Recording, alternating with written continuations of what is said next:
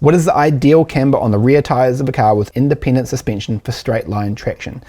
Typically, camber changes as the suspension squats in the rear. Yeah, spot on, that's absolutely right. So for most independent suspensions, so it depends a little bit on the type, but certainly for things, most suspensions you come into contact with, you are going to have a camber change. So what that question is getting at is as the rear squats, typically, and this will happen typically on the things like multi-link suspension on Japanese cars, things like all the Nissans, things like Silvias and Skylines, and even to some extent like a GT86, like the example we went through in the workshop. They all pick up quite a lot of camber as you heave in the rear. Now, to get back to the start of that question, the ideal camber for straight line traction is straight up and down. There's really no question about that. If you're looking for straight line traction, let's say you're doing a drag racing scenario or something like that, you don't want to be gaining any traction. So you don't want to be gaining any camber.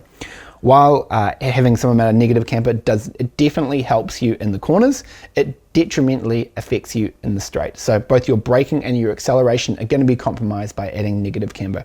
Typically you'll find in the region of between 0 to 2 degrees on the average race tyre. The tyre is not typically hugely sensitive to the amount of camber as far as the longitudinal forces it can produce. After you get out to that sort of 2-3 degrees range, the longitudinal force characteristics do start to drop off. So you want to keep that as close to 0 as possible. Now, if you are using your car for something like drag racing where you're only interested in straight line performance, that means you want to change the geometry of your car so it gets less camber gain as the rear squats. So as an example, on the typical rear of a Japanese car with an independent multi-link suspension, that usually means having a longer top link or changing the pivot point of your top link, because what's usually happening is you've got a short top link, a longer bottom link effectively.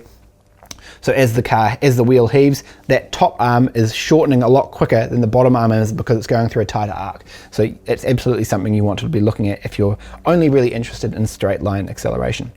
That question was taken from one of our free live lessons. If you like free stuff and you want to expand your knowledge, click the link in the description to claim your free spot to our next live lesson.